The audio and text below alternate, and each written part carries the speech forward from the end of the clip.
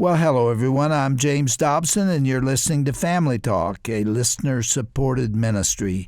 In fact, thank you so much for being part of that support for James Dobson Family Institute.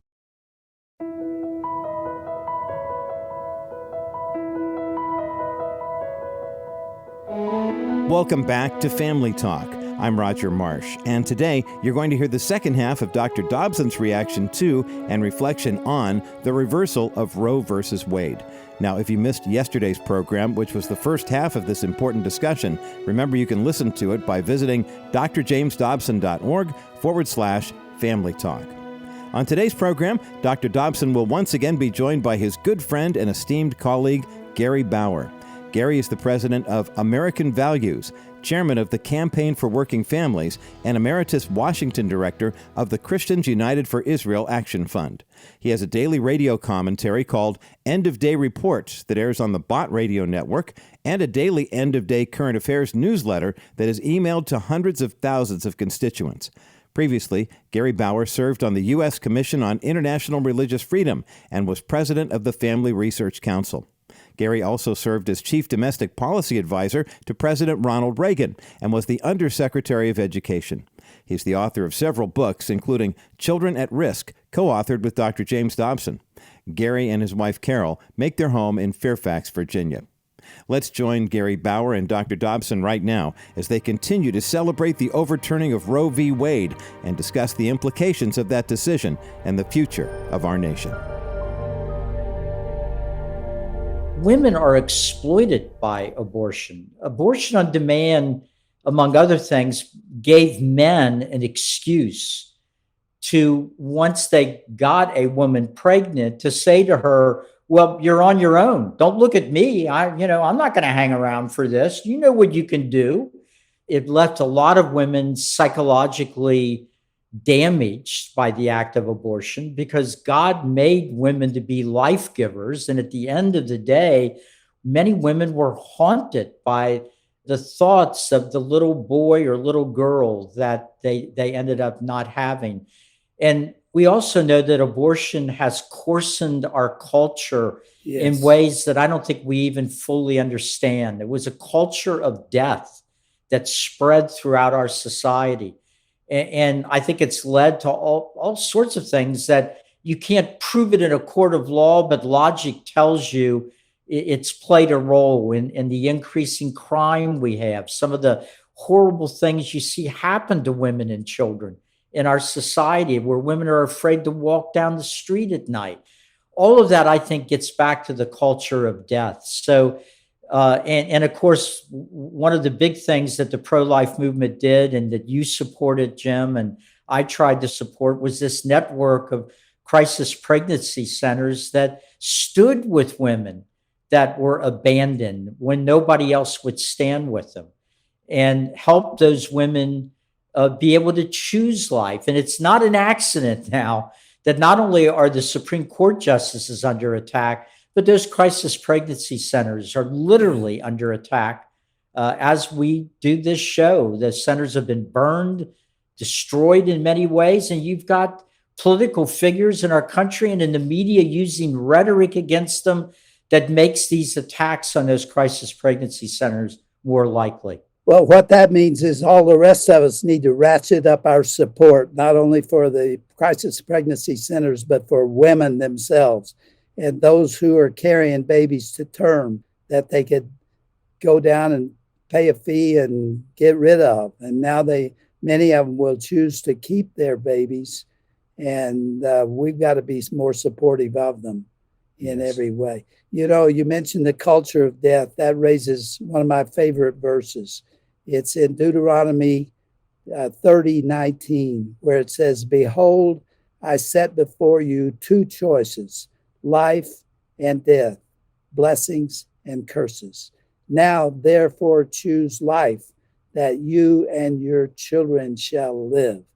Boy, that says it. That speaks directly to the culture of death that has taken over this country, and abortion is only a part of it. Look at the killing that's taken place, the violence throughout the country. I really believe a lot of that started with our being desensitized to the killing of babies the little human beings. The far left tried to dehumanize them in the early days.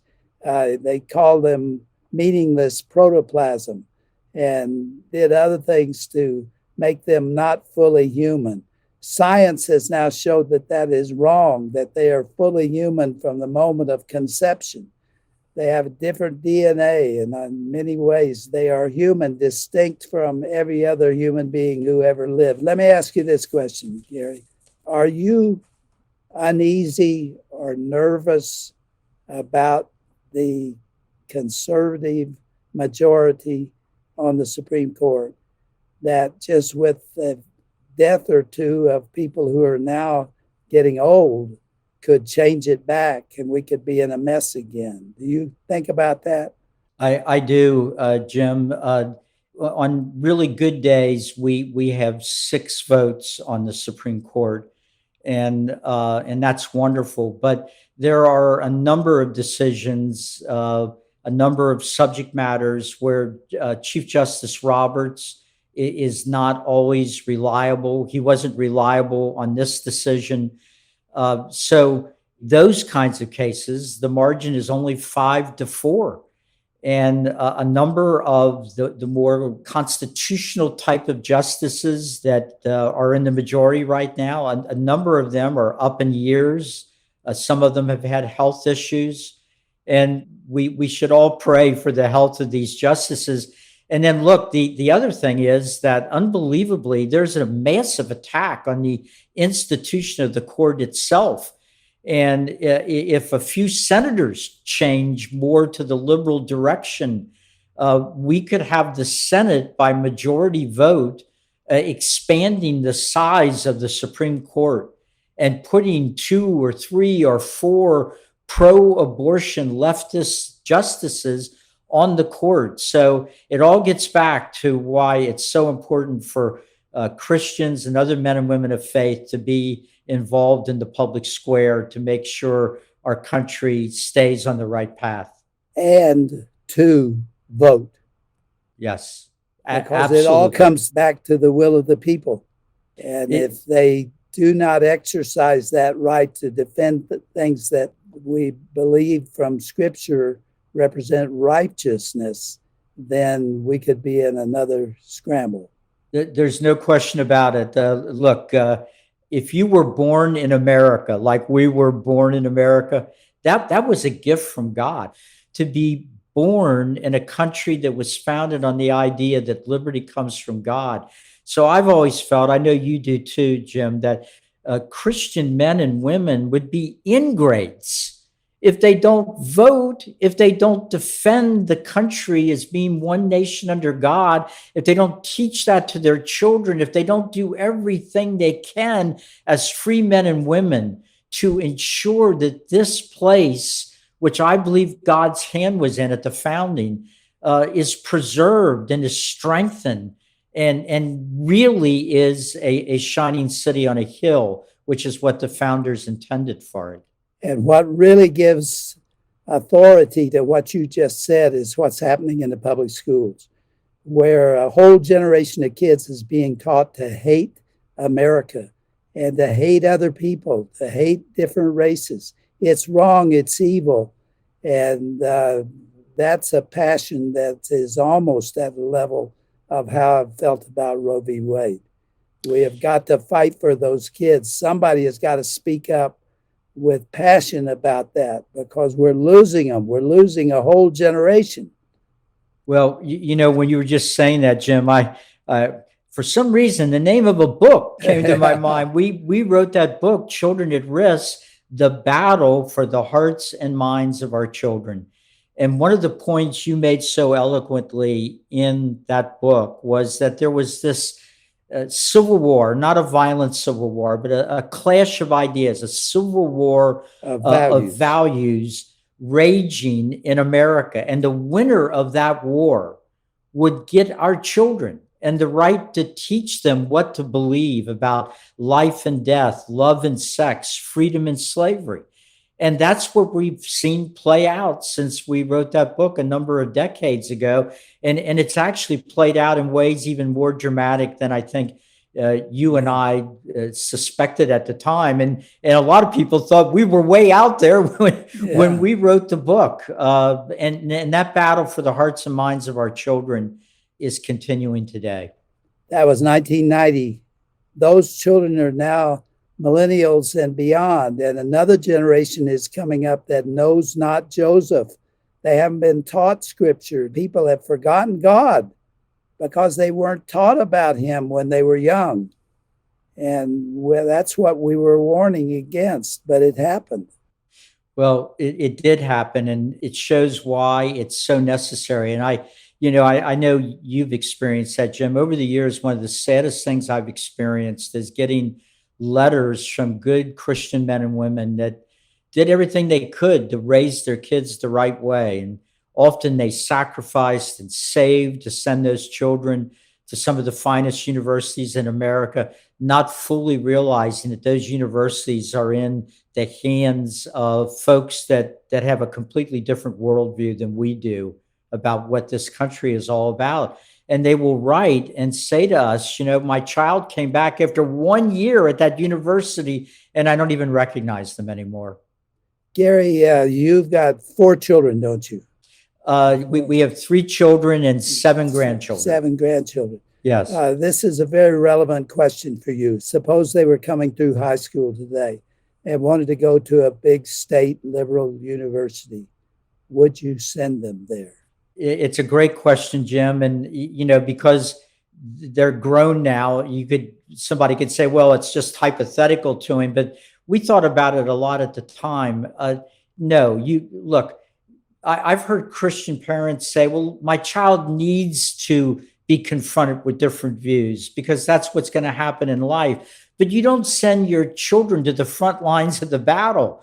You want your children to be in schools where what you have taught them about all these issues is reinforced so that they are prepared later to be in the battle. So no, I would, the number of universities out there to choose from, unfortunately, is getting smaller and smaller. Yeah. Even some of the Christian universities have fallen away from the values you would hope that they would promote. But I would urge parents, don't sacrifice your whole life, go without many times, to send your children to some school that's going to teach them that everything you believe in, everything that you taught them about God and about the country and about the right way to live is going to be undermined. You're subsidizing the destruction of your own family when you send your children off to those kinds of schools and universities. One of the most tragic things that I've seen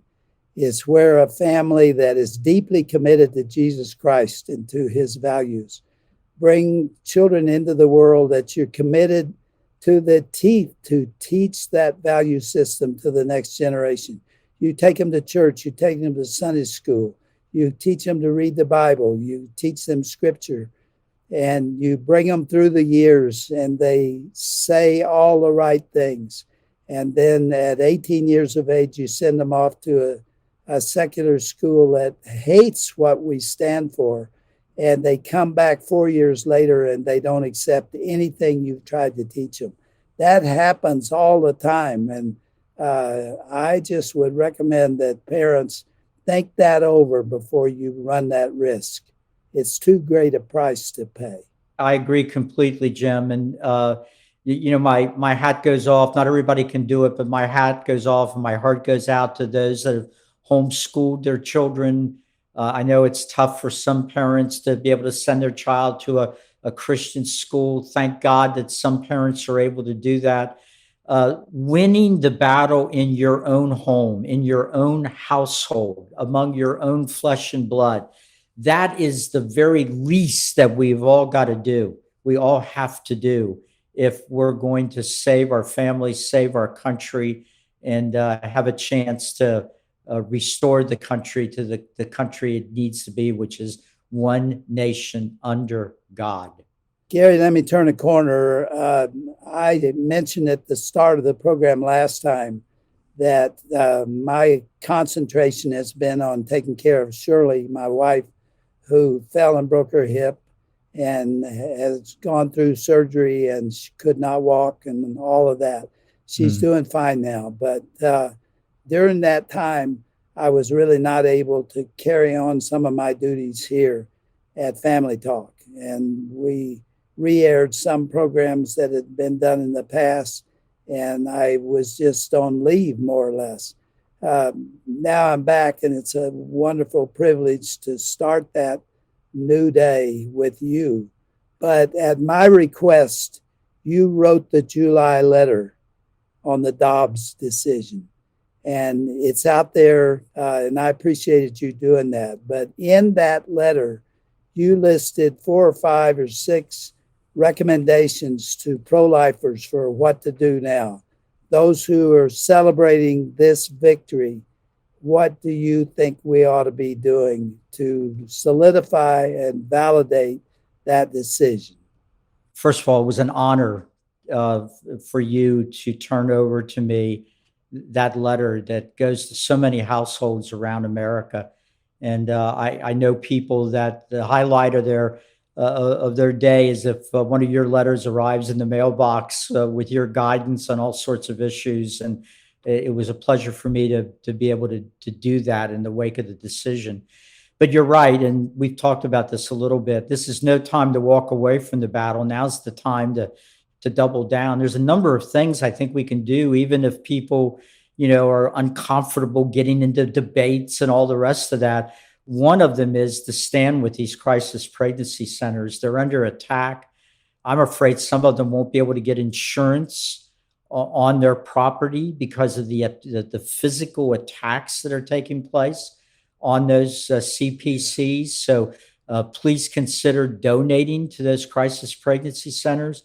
I've asked our own pastor if we could come up with a group of volunteers who would literally go to the CPC and guard it at night until this emotional moment passes, because so many of these centers are being attacked. And we definitely need to pray for those volunteers that work there. Another idea that I know you and I both feel strongly about is to get your own pastor and church to speak from the pulpit now. Some pastors were using the excuse, well, I can't be preaching against abortion. It's a constitutional right. Well, it isn't. So you don't have that excuse anymore. So this is a great time to talk about that from the pulpit. The other excuse, Gary, is that I don't want to be political. Well, political means you're for or against a particular political candidate. We're not suggesting that. People may want to do it, but it's not coming from here. That's not our purpose. But this issue is morality and immorality. It is evil versus biblical truth. And I think pastors should think again about addressing an issue of that import. Absolutely. Jim Lincoln once said he was frustrated because he would go to political events and talk about slavery, and they would say, don't bring those moral issues into here. Then he would go to a church and talk about slavery, and they'd say, don't bring politics into the church. So both sides were using it to not deal with the most important issue in the country. And we saw something of the same thing in our country on abortion. And by the way, that is one of the things that we all need to do in the wake of this. Register to vote in the party that you choose. You could register as a Republican, you could register as a Democrat, but whichever party you register in, stand up for the sanctity of life in that party and make candidates, whatever their party, tell you specifically what they will do to promote the sanctity of life. Jim, another important thing, and it's so important because it's the moral and right thing to do. We need to stand with women.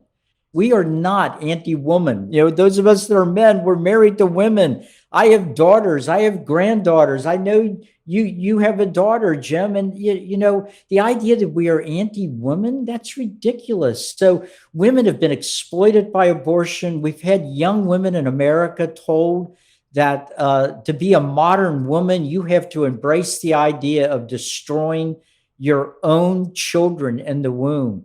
I heard a high-level government official the other day say that if abortion is no longer a constitutional right, it will hurt our economy. What a terrible Oh, my thing goodness. to say. And this was our Secretary of the Treasury that said that.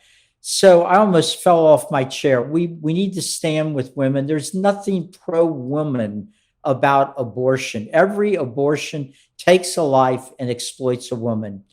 And then, as we've said, win the battle in your own family. That's so important. And then, of course, the last one, but it's not last, pray, pray, pray. America desperately needs a revival. Our founders, Jim, believed that only a virtuous people, only a moral people could remain free. And they were right. We're seeing the results every day on the evening news about what happens when we lose the concept of having a virtuous, moral people. It was John Adams who made that statement, our second president. So it goes right back to the founding fathers. Gary, at the beginning of our program last time, I mentioned that I wanted to share some scriptures that are supportive of life and God's plan for us.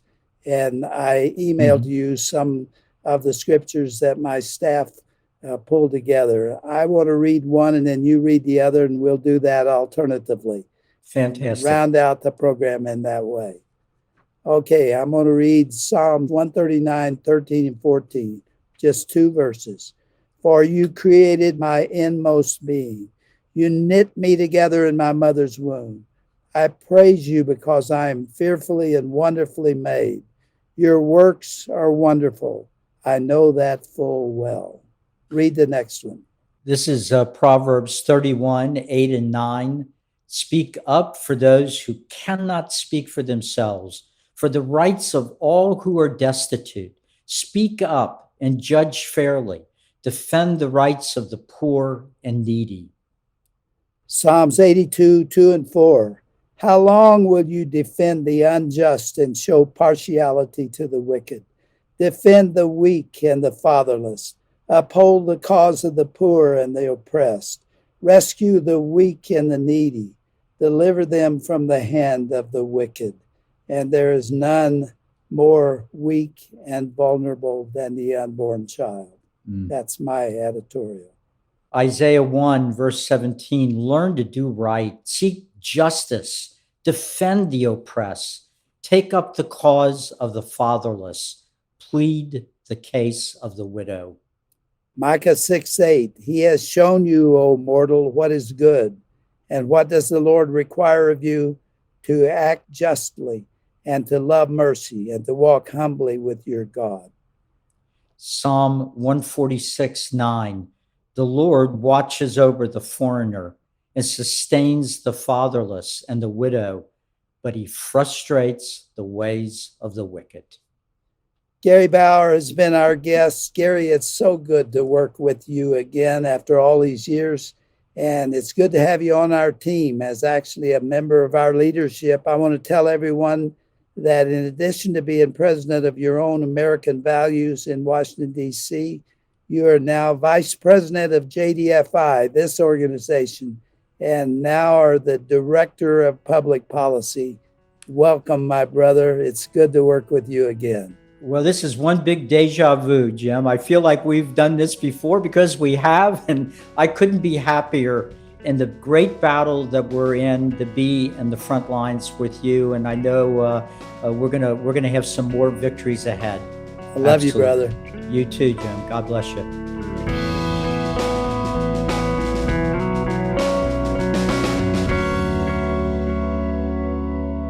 Well, this is Roger Marsh, and we join Dr. Dobson in welcoming Gary Bauer to the team here at the JDFI. Gary will be serving as Director of Public Policy, and we are glad to have him here. Now, you just heard the conclusion of Dr. Dobson's 2-day reaction to and reflection on the reversal of Roe versus Wade.